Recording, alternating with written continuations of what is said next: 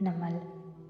समंदर किनारे वो ऊंची होटल की इमारत रात के इस पहर रोशन थी। नीचे तारीख तय खाने में मेरी एनजीओ फ़ोन लिए शादी के कमरे में दाखिल हुई तो वो जो इस तरह भी अंदाज में मुसलसल टहल रहा था, तेजी से उसकी तरफ लपका। आंखों में शदीद बेचैनी थी। कॉल करूँ हाशिम को? तुम ठीक नहीं कर रहे शादी, तुम पछताओगे। वो शदीद मुतफिक्र थी। तुम्हें फारिस के मशवरे पे भरोसा है? देखो वो गुस्से के तेज हैं, जल्दबाज हैं, हाथों से सोचते हैं। मैं सब जानता हूँ, मगर मेरा दिल कहता है वो ठीक कह रहे हैं और मैं दिल की सुनना चाहता हूँ। मेरी ने सर झटका और फ़ोन मिलाकर हाशिम से बात करवाने का कहकर रिसीवर उसे दिया। बोलो सादी। हाशिम का लहजा खुश्क था। मैं अपने वकील का नाम बताने को तैयार हूँ, मगर मगर तुम्हें बदले में कुछ चाहिए। बताओ। वो ऑफिस में बैठा फ़ोन कान और कंधे के दरमियान रखे कागजात खंगाल रहा था। मैं सिर्फ आपको बताऊंगा, आप और आपकी वालदा दोनों मेरे पास आएंगे और मैं वादा करता हूँ कि सच सच बता दूंगा। मैं आपके लिए भी काम करने को तैयार हूँ, लेकिन बदले में मैं पैसे लूँगा, बहुत से पैसे। वो पैसे मेरे ख़ानदान को दिए जाएंगे और मेरा पैकेज आप और मिसेस करदार मेरे साथ बैठकर मुझसे डिस्कस करके तय करेंगे। इस तब्दीली की वजह पूछ सकता हूँ? मैं थक चुका हूँ हाशिम भाई, मैं तंग आ गया हूँ। वो जुबानी में कह था, फिर रुक कर मुस्कुराया और बज़ाहिर तसी की। हाशिम मेरी को देखते आंख दबाई। अगर वो नुदरत होती तो जूता उठा लेती। अगले हफ्ते हमने आना है उधर। ठीक है, तुम्हारे पास भी आ जाएंगे, लेकिन तुम अपना वादा पूरा करोगे। उसकी आवाज़ में हल्की सी नरमी थी। और प्लीज़ इस हिप्नोथेरेपिस्ट से कहें यहाँ से चली जाए। मैं नहीं करवाना चाहता उससे इलाज। क्यों मेरे पीछे पड़ी है वो कागज़ फाइल से निकालता रुका। एकदम चौंक कर चेहरा उठाया, फ़ोन कंधे से निकालकर हाथ में लिया। कौन थेरेपिस्ट? वही सुर्ख स्कार्फ वाली, आपके बिजनेस पार्टनर की बेटी, जिसको कर्नल खावर मेरे पास लाया है। लहजे भर को रुका। क्या आपको नहीं पता? दूसरी तरफ फ़ोन मुनक़ता हो चुका था। हाशिम मोबाइल रखते ही आंधी तूफान की तरह कमरे से निकला था। टाई की नॉट ढीली करते सुर्ख चेहरे के साथ वो तेज़ तेज़ कदम बढ़ाता हाल अबूल करके सामने आया। एक कमरे का दरवाज़ा खोला। खबर फ़ोन पे बात कर रहा था, उसको देखकर उठा। हाशिम आगे बढ़ा, फ़ोन का क्रैडल खींचकर ज़मीन पे दे मारा। खबर एकदम शशतर रह गया। उसने गिरेबान से पकड़कर खबर को झटका दिया। किसकी इजाज़त से तुम अभी को वहाँ लेकर गए? तुम्हारी हिम्मत कैसे हुई? सुर्ख आंखों से उसे देखता वो दाड़ा था। सर, मैंने हिप्नोथेरेपिस्ट की बात की थी आपसे। मैंने हारून साहब से। वो हकलाते हुए वजाहत देने लगा। बकवास बंद करो। तुम मेरे लिए काम करते हो या हारून उबैद के लिए? गुस्से से उसका कॉलर झटक कर उसे परे धकेला। तुम मुझसे पूछे बगैर इतना बड़ा कदम कैसे उठा सकते हो? मुझे यकीन नहीं आ रहा। सर मैं तो। बकवास बंद करो। उसने ज़ोर से बूट की ठोकर मारकर वो नाजुक सी टी ट्रॉली पीछे जा गिरी। अभी अभी उसको वापस लाओगे तुम वहाँ से? खबर अगर वो दोबारा उससे मिली तो मैं तुम्हें शूट कर दूंगा। सुना तुमने? खबर का आनत और शक से भरा चेहरा छोड़कर वो उसी तरह बाहर निकल गया। उसे कहीं पहुंचना था जल्दी, वरना शायद वो वाकई खबर को शूट कर देता। खबर अभी तक दंग था। पस मंज़र में एक आवाज़ उभरी थी, तुम कभी करदार नहीं बन सकते। वो तुम्हें कभी अपने साथ नहीं बिठाते। सरमद शाह इन दिनों एक वर्कशॉप के सिलसिले में मुल्क से बाहर था। फारिस गाजी जुडिशल रिमांड पे जिस दिन जेल भेजा गया, उस रोज़ सरमद शाह वापस आया था। एयरपोर्ट से घर के रास्ते में उसने ड्राइवर से पूछा था, आयशा बीबी कहाँ हैं? 2 दिन से फ़ोन नहीं उठा रहे, लैंडलाइन भी नहीं मिल रहा। ड्राइवर लातल्की का इजहार करके खामोश रहा था, अलबत्ता बार बार बैक मिरर में साहब को देखता ज़रूर था। कार गेट के अंदर दाखिल हुई और वो दरवाज़ा खोलता बाहर निकला तो देखा उनमें आयशा और शेजा के वालिद खड़े थे। वो दराज कद, स्याह सुरमई कलमों वाले भरे भरे जिस्म के तनोमंद इंसान थे। सफ़ेद शलवार सूट में मलबूस और चेहरे का रंग सुर्ख गुलाबी सा। साथ मौजूद 4 अफराद भी उसे देखकर खड़े हुए थे। सरमद शाह को अनहोनी का एहसास हुआ। अस्सलाम वालेकुम अंकल, वो बज़ाहिर मुस्कुराकर कहता ग्लासेस गिरबान में अटकाता उनकी तरफ आ रहा था। आईजी साहब आगे बढ़े और एकदम उसे गिरबान से पकड़ लिया। सारी दुनिया कहती थी जैसा बाप वैसा बेटा निकलेगा, फिर भी मैंने तुम्हारा एतबार किया। उन्होंने भारी भरकम हाथ उसके मुंह पे जड़ा था। उसे से वो बहुत से मुग़ल्लज़ात भी कह रहे थे। सरमद शाह पीछे को लुढ़का था। तुमने मेरी दोनों बेटियां बर्बाद कर दी। अंकल क्या हो गया है? उसका चेहरा सुर्ख हुआ। वो उनका हाथ रोकने की कोशिश करने लगा। वो नौजवान आगे बढ़े और आईजी साहब को थाम कर बमुश्किल हटाया। एक ने सूरत से सरमद शाह के हाथ पीछे बांधे और उससे पहले कि वो मज़ामत कर पाता उसने हथकड़ी बंद कर दी। क्या कर रही हो? छोड़ो मुझे। अंकल मेरी बात सुने, वो भी गुस्से से चिल्लाया था। वो झूठ बोल रही है, वो बकवास कर रही है।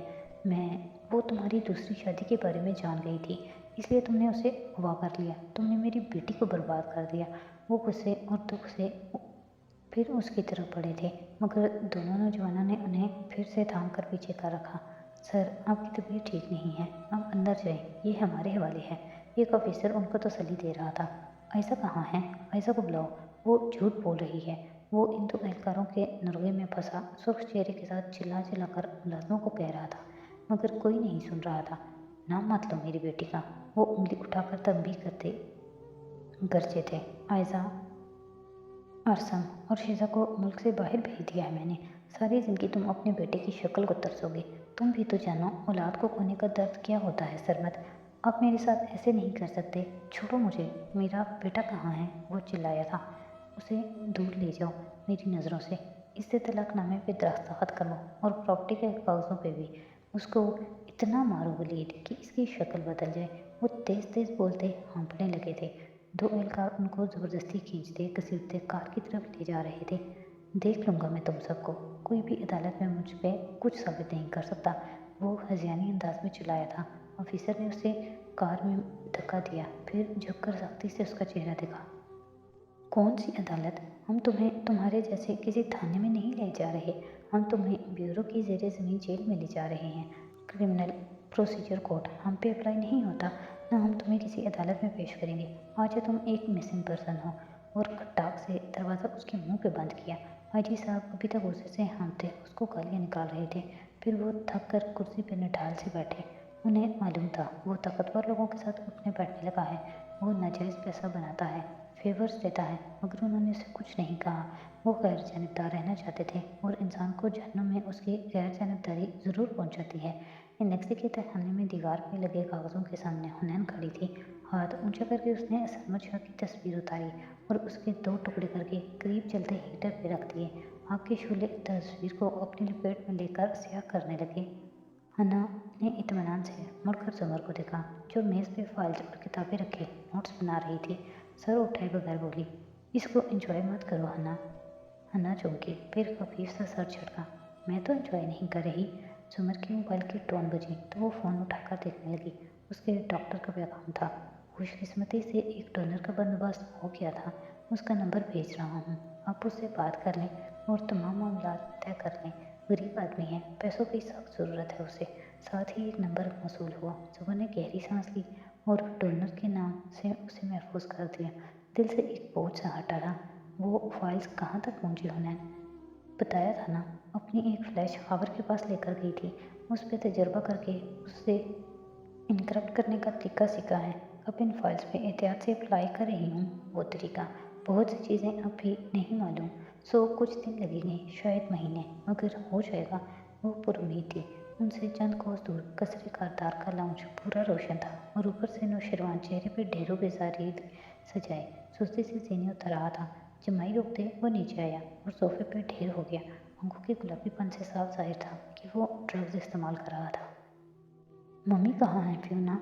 फ्यूना सामने आई तो उसने पुकारते हुए मेज़ पे पैर रखे और मोबाइल चेहरे के सामने किए फेसबुक खोलने लगा। मिसेस करदार और हाशिम साहब सुबह श्रीलंका के लिए निकले थे। उनकी कोई मीटिंग थी और एक सेमिनार भी था। वो खामोशी से बैठा मोबाइल देखता रहा। शहरीन की सारी टाइमलाइन चेक की, एक एक पोस्ट पड़ी, मगर फिर बेजार हो गया।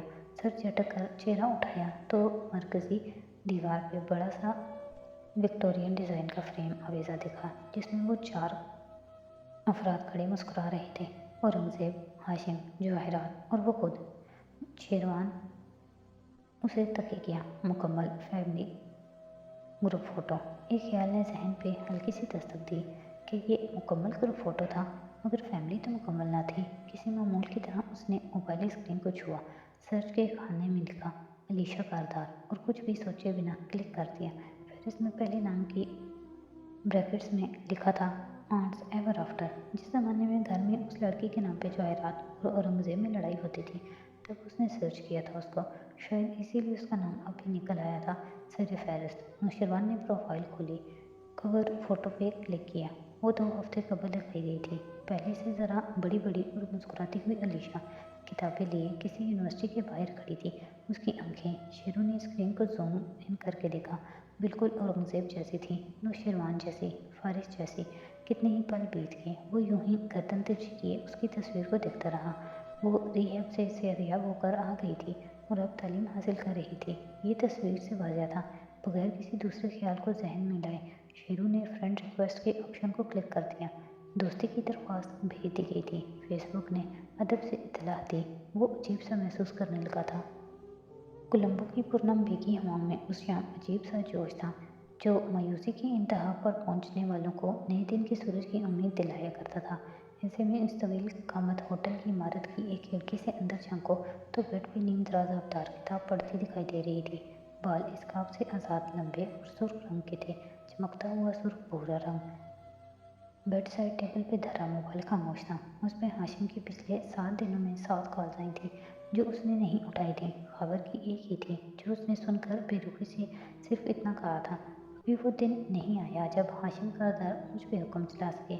जब मर्जी होगी चली जाऊंगी, और खटाक से फ़ोन बंद कर दिया था। अब भी पढ़ते पढ़ते उसने अचानक दराज खोला और वो मोड़ा तोड़ा कागज़ निकाला।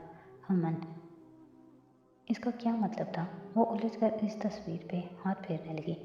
ज़रा ज़मीन जाओ तो शादी के कमरे के बाहर बने लाउंज में हाशिम ग्रे सूट, टाई और मशहूर कुन परफ्यूम में लिपटा एक कुर्सी पर टांग जमाए बैठा था, जबकि जवाहरात दरदीदा नज़रों से इधर उधर देखती, पर्स नीचे रखती, दूसरी कुर्सी पर बैठ रही थी। उसके लबों पे मुस्कुराहट, मगर आंखों में शदीद खौफ थी।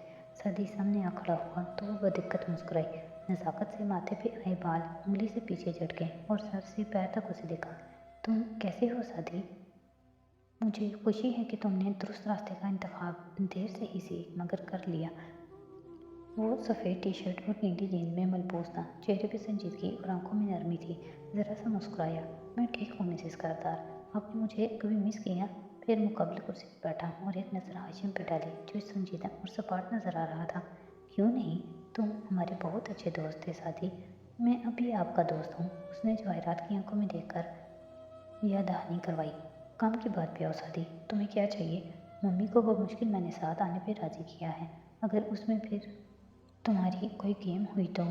शहरीन करदार, मेरी वकील शहरीन थी, वो तेज़ी से बोला। उसको दे दी मैंने वीडियो की एक कॉपी। नीले रंग के लिफाफे में एक सीडी है, जो इनक्रप्टेड है। उसने अपने कमरे के लॉकर में रखी थी। हाशिम बुरी तरह चौंका था, टांग से टांग हटाई, एक नज़र जवाहरात को देखा, जो दूसरी जानिब यकटक देख रही थी। मैरी इधर क्या कर रही है? मैरी किचन की चौखट पे सर झुकाए खड़ी थी। शेरी, शेरी ने, तुम सच बोल रहे हो? मैं झूठ नहीं बोलता, तुम्हें पता है। वो उसकी आंखों में आंखें डाल ले उसी अंदाज में बोला था। कमरे में खामोशी छा गई।